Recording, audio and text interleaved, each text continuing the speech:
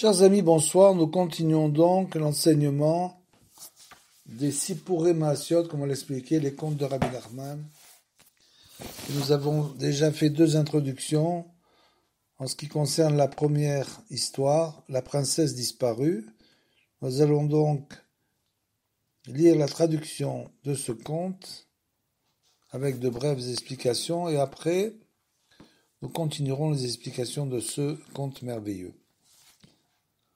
En chemin, j'ai raconté une histoire qui a provoqué chez tous ceux qui l'ont entendu une réflexion sur la Teshuvah. Donc ce conte est un conte qui doit réveiller sur la notion de Teshuvah. Pourquoi Rabbeinu a écrit des contes?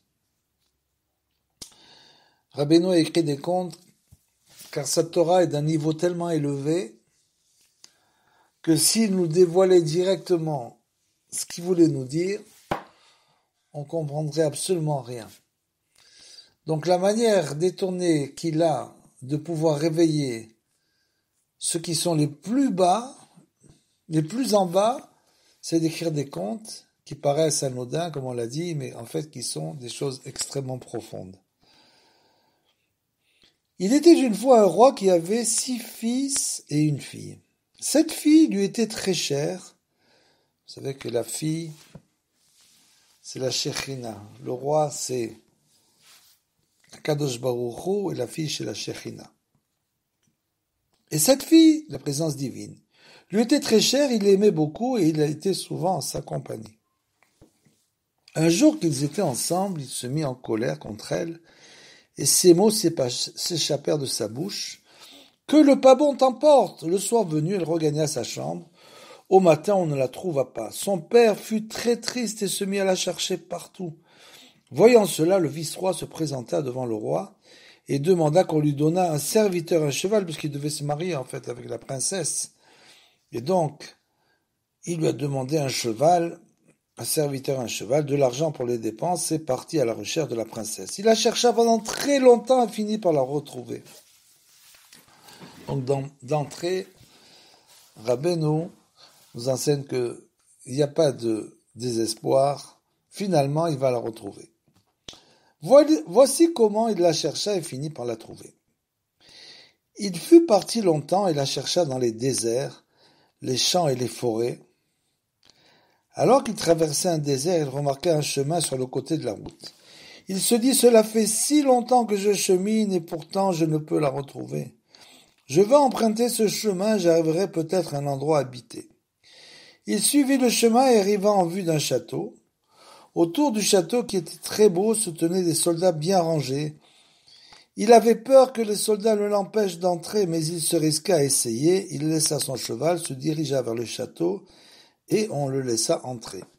Donc tout de suite, on se met dans une ambiance assez magique, une ambiance où il n'y a plus de repères, comme il pourrait y avoir pour n'importe quelle histoire.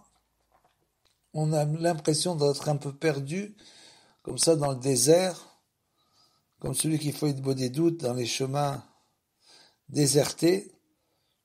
C'est toujours une impression d'être un peu comme ça perdu, de ne plus savoir où est le nord. Et en plus de ça, qu'il a trouvé le château, ça laisse encore plus d'impression de magique, c'est que dans le château, il y avait donc, à l'entrée du château, il y avait des soldats bien rangés, et ils ne l'empêchèrent pas d'entrer. Il alla d'une pièce à l'autre, et personne ne se mit en travers de son chemin. Il arriva à un palais où trônait un roi couronné. Autour du roi se tenaient des soldats, ainsi qu'un grand nombre de musiciens. Tout était très beau, personne ne lui posait de questions, même pas le roi. Apercevant des mets succulents, il en mangea, puis partit s'allonger dans un coin pour voir ce qui allait se passer. Il vit le roi ordonner de faire amener la reine, ce qui fut fait. Lorsque la reine arriva, des cris d'allégresse retentirent et des musiciens jouèrent et chantèrent. On lui installa un siège et on la fit asseoir à côté du roi. En la voyant, le vice-roi reconnut la princesse. Celle-ci promena son regard sur la salle et remarqua que quelqu'un était allongé dans un coin.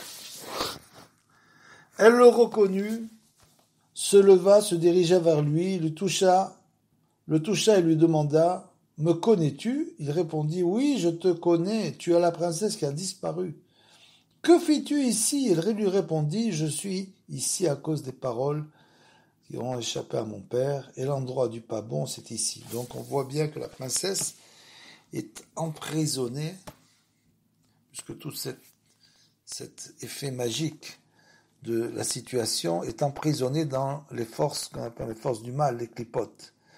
Elle est donc emprisonnée dans les clipotes, et cet endroit, c'est l'endroit du pas bon. On pourrait comparer à ça un petit peu à ce qu'on a souvent dit, que c'est quoi les clipotes, toutes ces choses-là, les impuretés. C'est simplement que quand un juif fait une faute, à ce moment-là, les étincelles de sainteté, certaines étincelles le quittent et vont nourrir ces impuretés. Et c'est exactement ça. C'est le roi qui a capturé les étincelles de Kedusha qui représentent la princesse, la Shekhinah, la présence divine. Et cet endroit-là, c'est l'endroit du pas bon, bien sûr. Il dit alors que son père était très triste et l'avait cherché durant de nombreuses années. Il lui demanda « Comment puis-je te faire sortir d'ici ?» C'est-à-dire, comment faire tchouva, comment sortir les étincelles de Kedusha, de sainteté, de l'intérieur des impuretés où elles sont tombées. Comment puis-je te faire sortir d'ici ? Elle lui répondit, tu ne pourras le faire que si tu choisis un endroit où rester pendant 1 an, où tu devras te languir à cause de moi. Se languir à cause de la présence divine. Avoir des languissements, c'est ce qu'on appelle les teshuva, des languissements pour revenir vers HaKadosh Baruch Hu. Quand tu auras le temps et de la nostalgie, espère et souhaite me sortir d'ici jeune. Donc on voit qu'il demande des tikkunim, la princesse demande des réparations, puisque la teshuva, bien sûr, s'opère uniquement par des réparations. Ça prend du temps, et il y a certaines choses qu'on peut faire, par exemple de jeûner, etc., jeûne volontaire, et ça permet, toutes ces réparations-là, de faire les Torah au mitzvot, d'étudier la Torah, bien sûr, c'est ça qui permet de ramener les étincelles à l'intérieur de la sainteté, c'est de ramener la princesse. Le dernier jour, bien sûr, il faut savoir que à partir du moment où on décide de faire tchouva, le Yetzer Hara qui avant ne s'occupait pas tellement de l'homme, cet homme-là, puisque avant il ne faisait pas les mitzvot, etc., donc il le laissait faire ce qu'il voulait. Donc c'est pas un problème. Par contre, dès le moment où une personne décide de faire tchouva et de faire les mitzvot, à ce moment-là, il faut savoir que le Yetzer Hara va se dresser contre lui et l'empêcher de franchir, bien sûr, la porte de la Kedusha. Et donc, cet homme-là doit faire, le vice-roi, doit faire des tikkunim, des réparations, doit languir de revenir vers la sainteté, et je dois me jeûner. Le dernier jour de l'année, tu jeûneras aussi, encore, et tu ne dormiras pas pendant 24 heures. Voilà la réparation que la princesse lui demande. Il dit, tu ne dors pas si tu arrives à ne pas dormir pendant 24 heures, mais il faut que tu saches que le Yetzer Hara va se déchaîner pour essayer de te faire dormir. Bien sûr. Elle partit et fit ce qu'il lui avait dit. À la fin de l'année, le dernier jour, il jeûna et ne dormit point. Il se leva et se rendit chez la princesse pour la délivrer. Il aperçut un arbre sur lequel poussaient de très belles pommes. Il en eut très envie et en mangea. Dès qu'il eut mangé une pomme, il tomba et le sommeil s'empara de lui. Il dormit très longtemps, son serviteur essaya de le réveiller, mais en vain. Alors voyons. Il est tombé, donc il s'est endormi, bien sûr. Le Yetzer Hara a trouvé un stratagème pour le faire dormir. Puis il s'arracha au sommeil et demanda au serviteur, où suis-je? L'autre lui raconta toute l'histoire, tu dors depuis très longtemps, depuis tant d'années. Quant à moi, j'ai vécu de fruits. Il se sentit très triste, il partit et trouva la princesse. Elle se plaignit beaucoup, il fut triste. À cause d'un jour, tu as perdu parce que tu n'as pas su te retenir et tu as mangé la pomme. Il lui avait dit, donc la princesse lui avait dit à la fin du dernier jour, le jeûne, c'est-à-dire qu'il a mangé la pomme, il a cassé le jeûne. Donc c'est ça qui s'est passé, il a oublié qu'il jeûnait. Et c'est ça la force du Yetzer Hara. Le Yetzer Hara, il nous enlève l'intelligence, le sechel. Au moment où un homme faute, j'ai marqué comme on l'a dit sur l'écouté Moharan, c'est un ruach shtut. C'est-à-dire qu'il y a un vent de folie qui rentre dans la personne, parce qu'il a oublié pendant un bref instant, il a perdu son intelligence. Et c'est ça la force du Yetzer Hara, c'est de faire perdre l'intelligence et la réflexion à l'homme. Il n'arrive plus à réfléchir, et il tombe comme ça dans la faute. Donc il se sentit très triste, il partit trouver la princesse, elle se plaignit beaucoup, et parce qu'il avait cassé le jeûne, à cause d'un jour tu as perdu parce que tu n'as pas su te retenir et tu as mangé la pomme. En effet, si tu étais venu ce jour-là, tu m'aurais délivré. Il est vrai que de ne pas manger est très difficile, bien sûr, parce que de résister à la tentation du Yetzer Hara quand il devient très fort, c'est une chose qui n'est pas du tout évidente, en particulier le dernier jour, car c'est à ce moment que le Yetzer Hara est le plus fort. Bien sûr, c'est là qu'il fait le grand combat du Yetzer Hara. C'est pourquoi tu dois à nouveau choisir un endroit et y rester 1 an, mais le dernier jour, tu pourras manger, cette fois-ci. Cependant, tu ne dormiras point, car tu ne bois pas de vin afin de ne pas t'endormir, car l'essentiel est le sommeil. Il partit et fit ce qu'elle avait dit. Bien sûr, il nous demande de ne pas boire de vin. Et naturellement, toute l'épreuve va être sur le vin. Comment on va le voir? On va le voir. On va voir comment, pour comprendre ce qu'on a déjà dit. Le dernier jour, il repartit, il vit une source qui coulait, et la couleur de l'eau était rouge.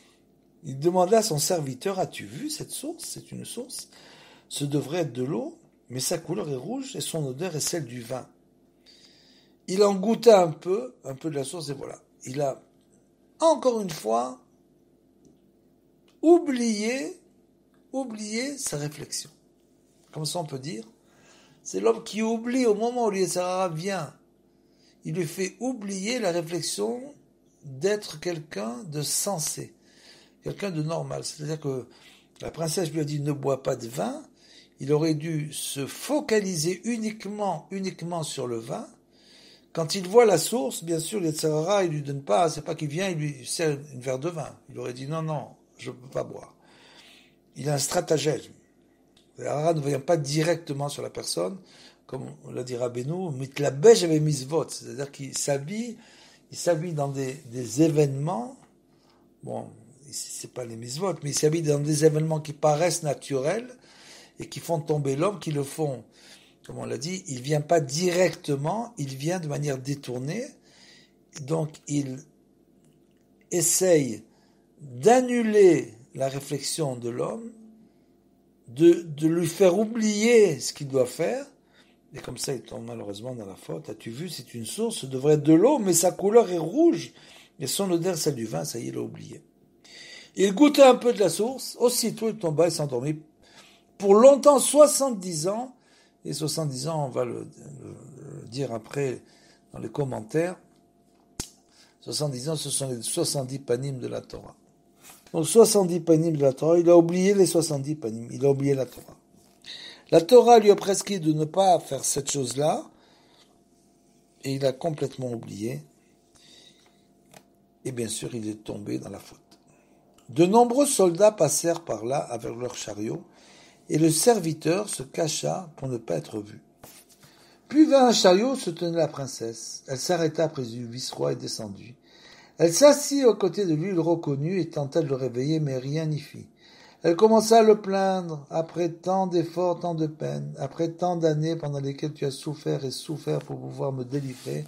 Voici qu'à cause d'un jour où tu aurais pu me délivrer, tu as tout perdu, mais c'est toujours comme ça, bien sûr. Il ne faut pas avoir de remords. C'est comme les gens qui disent « Ah, si j'avais su, j'aurais acheté ça, j'aurais fait comme ça, si j'avais su. » Il n'y a aucun remords à avoir, aucun remords. Tout s'est passé selon la volonté divine. Chacun a ses tikkunim, ses réparations. Il Il faut espérer simplement qu'au dernier moment, l'homme soit délivré du Yetzer Hara, c'est ça qu'il faut espérer, mais toute la vie, si j'avais su, j'avais su. Et là, c'est pareil. Ah, voici qu'à cause d'un jour, tu aurais pu me délivrer et tu as tout perdu. Elle pleura abondamment et reprit. Quel dommage pour toi et pour moi. Je suis ici depuis si longtemps et ne puis sortir. Puis elle prit le foulard qui était sur sa tête, écrivit dessus avec ses larmes et le posa à côté de lui. Elle se releva, remonta dans le chariot et s'éloigna. La Shrina pleure, c'est-à-dire que on doit crier vers Kadosh Baruch Hu, crier, verser des larmes, bien sûr, pour qu'il nous délivre. C'est tout le but de l'homme, de la venue de l'homme dans ce monde, bien sûr, c'est d'arriver à se délivrer autant qu'il peut du Yetzer Hara, du mauvais penchant, pour pouvoir se rentrer dans ce qu'on appelle la porte de la sainteté. Comme le dit Rabbeinu, chaque fois qu'on arrive près de la porte, le Yetzer Hara se déchaîne, et donc les empêchements se déchaînent, et l'homme tombe souvent dans le Yehush, dans le désespoir, il tombe dans la tristesse, il dit pourquoi ça me tombe maintenant, tout me tombe sur la tête maintenant. Pourquoi? Parce que tu es à côté de la porte de la sainteté. Si tu t'étais renforcé, avais compris les stratagèmes du mauvais penchant, eh bien tu aurais pu passer. Le mauvais penchant, il est dans tout, on l'a dit, il est dans tout. Il accompagne l'homme en permanence. Surtout que l'homme ne se fie pas sur ses rêves, toutes les allusions qu'il reçoit, etc. Il faut qu'il se fie sur rien que sur sa réflexion, son idbodidut, qui prie Dieu de le délivrer du mauvais penchant et de le rapprocher de la Kedusha. C'est tout. Et donc là, une fois de plus, il est tombé, elle remonta dans le chariot et s'éloigna. Plus tard, il se réveilla et demanda à son serviteur, « Où suis-je donc ?» L'autre lui raconta toute l'histoire. Tant de soldats étaient passés.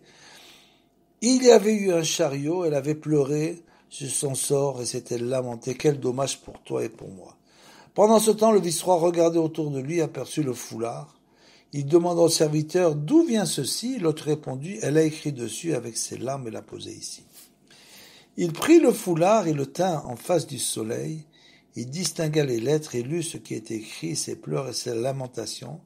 Il a été écrit qu'elle n'était plus dans le château et qu'il devait chercher un château de perles sur une montagne d'or. Là, tu me trouveras. Il partit seul à sa recherche, ayant laissé son serviteur. Il marcha et la chercha de nombreuses années. Il réfléchit au fait qu'un château de perles et une montagne d'or ne se trouvaient sûrement pas dans un endroit habité, car il était un expert en cartes. Gérédon, vous voyez qu'il réfléchit. Il commence à réfléchir, il a compris qu'il faut qu'il essaye de l'idbonen, c'est-à-dire d'approfondir tous les événements de sa vie pour essayer de comprendre que le Yetzer Hara, pour l'instant, l'a dominé totalement, l'a mené dans des chemins où il ne voulait pas du tout aller. Donc il essaie de réfléchir et devient un expert. Un expert. Comme on dit Rabbeinu, il faut être un expert dans les montées. La Teshuvah, c'est les montées et les descentes. C'est-à-dire qu'il faut savoir que quand il est dans la montée, ne pas s'enorgueillir et penser c'est fini, ça y est, ça dure toute la vie. Les montées et les descentes, c'est jusqu'au dernier jour. Donc il est monté dans la montée, ne pas penser que ça y est, c'est terminé, il a gagné la partie. Et dans la descente, savoir que la descente, c'est une préparation à la montée. Chaque fois que quelqu'un est en bas, il faut toujours qu'il pense que sa chute n'est qu'une préparation à la montée. C'est-à-dire qu'en fait, il n'y a aucune chute. Même s'il est très bas, tombé très bas, il n'y a pas de chute, c'est toujours une préparation à la montée. C'est-à-dire qu'il y a la montée et la préparation à la montée. Donc elle est toujours en montée. C'est pour ça que Rabbeinu dit ne pas désespérer. Et lui, c'est un expert, il faut être expert. Comme on dit Rabbeinu, expert dans les montées et les descentes. Et j'irai donc chercher dans les déserts, il partit à la recherche dans les déserts pendant de nombreuses années. Un jour, il vit un homme très grand d'une taille qui n'était pas humaine et qui portait un gros arbre. L'homme demanda, « Qui es-tu » ? « Je suis un homme, répondit le géant. Le géant fut très étonné et dit, « Ça fait longtemps que je suis dans le désert et je n'ai jamais vu d'homme. » Le vice-roi lui raconta toute son histoire et lui dit qu'il cherchait une montagne d'or et un château de perles. L'autre lui répondit que cela n'existait sûrement pas et le dissuada de chercher, bien sûr, le géant, c'est Sarah qui était obligé de grandir, maintenant qu'il a vu que l'autre commençait à réfléchir, alors il a commencé à prendre la force, il est devenu un géant, ce Sarah là, il a voulu le mener vers le désespoir. Il lui a dit non, ça n'existe pas, ça abandonne tout ça, abandonne la Torah et les mitzvot, abandonne tout.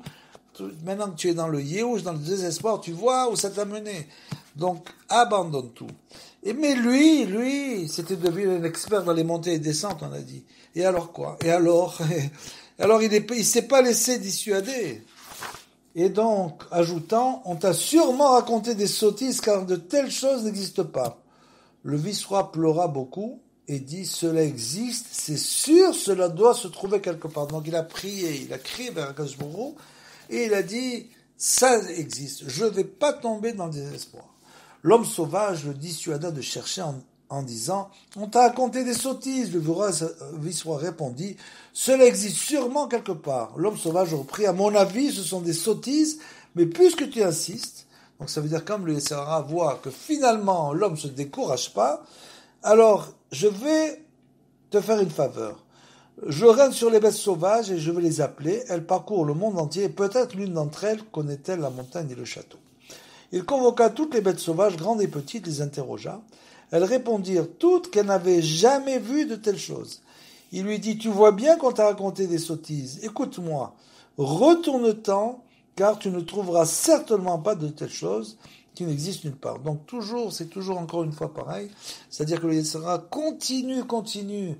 Il a fait une ruse. La ruse, c'est de faire croire qu'il va finalement il va lui faire trouver la montagne, et au dernier moment, il dit, non, tu vois, il n'y a pas. Donc, tu dois tomber dans le désespoir. Le vice-roi insista, il n'est pas tombé dans le désespoir. Encore et encore, il faut être akshan. Pour la Torah, il faut être akshan, ça veut dire têtu. Un homme qui rentre dans la teshuva, il doit être, on a dit, spécialiste dans les montées et les descentes, expert, mais aussi très têtu, et ne se laisser décourager par personne. Le vice-roi insista encore, disant, cela existe certainement. L'autre lui dit, j'ai un frère dans un désert qui règne sur tous les oiseaux. Peut-être savent-ils, étant donné qu'ils volent haut dans les airs, peut-être ont-ils vu la montagne et le château. Va voir mon frère et dis-lui que c'est moi qui t'envoie. Donc, il va voir le frère du Yetzirah, bien sûr qu'il y a Yetzirah aussi. Il se met en route, et après de nombreux jours, il rencontra à nouveau un géant qui portait un arbre aussi. Le géant lui posa la même question que le premier. Il répondit, raconta toute son histoire. Il dit que c'était son frère qui l'a envoyé. L'autre essaya aussi de le dissuader de chercher. C'est toujours la même histoire. Donc, ne jamais perdre patience, ne jamais tomber dans le désespoir. En disant que de telles choses n'existaient pas, mais l'histoire implora, cela existe sûrement. L'autre répondit, je règne sur tous les oiseaux, je vais les appeler. Peut-être savent-ils quelque chose. Il les appela et les interrogea tous, petits et grands. Ils répondirent tous qu'ils ne savaient rien de la montagne et du château. Il lui dit, tu vois, cela n'existe nulle part. Écoute-moi, retourne-t'en, car cela n'existe pas. Le vice-roi insista encore. Il ne s'est toujours pas découragé et dit, ça existe certainement quelque part. Puisqu'il savait que c'était la princesse, il avait une sécurité, il était sûr, la princesse avait marqué sur le foulard. Donc, si la princesse l'avait marqué, il avait une émouna, une foi inébranlable, il avait une foi inébranlable qu'il la retrouvera. Ça existe certainement quelque part. L'autre lui dit, plus loin dans le désert vit mon frère, encore un. Il règne sur tous les vents qui parcourent le monde, peut-être le savent-ils. Il partit à sa recherche.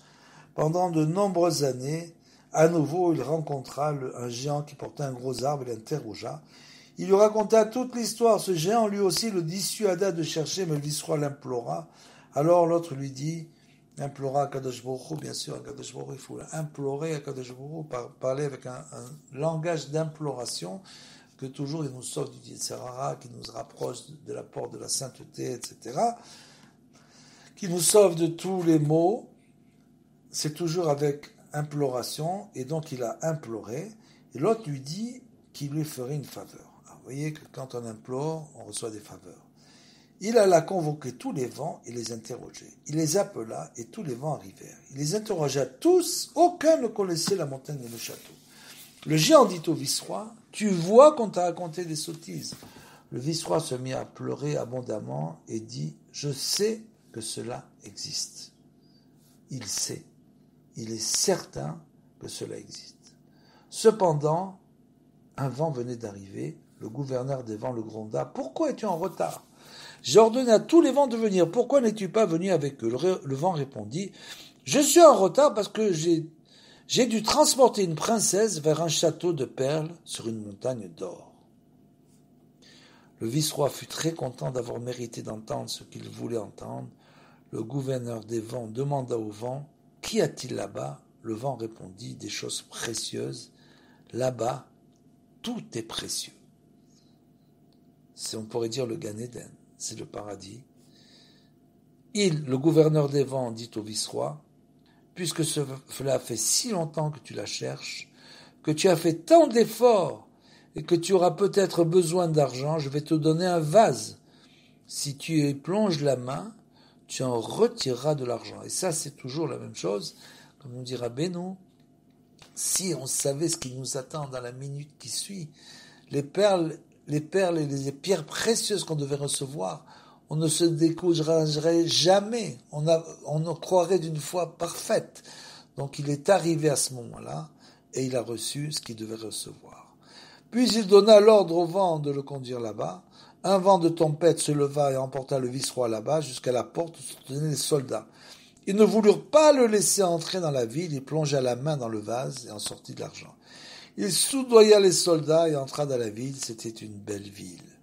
Il se rendit chez un homme riche et paya la pension, car il devait rester quelque temps. En effet, il fallait toutes les ressources de son intelligence pour faire sortir la princesse, comme on l'a dit. C'est toujours avec la réflexion et l'intelligence que Berchol Berkochma Asita, que Akadosh Baruch Hu a fait tout avec Chochma. Donc il faut que nous-mêmes, c'est ça le combat de la vie, c'est de combattre avec son intelligence pour toujours essayer d'annuler le Yetzer Hara. Et le Rebbe ne nous a pas raconté comment il la délivra à la fin. Il la délivra, Amen, c'est là.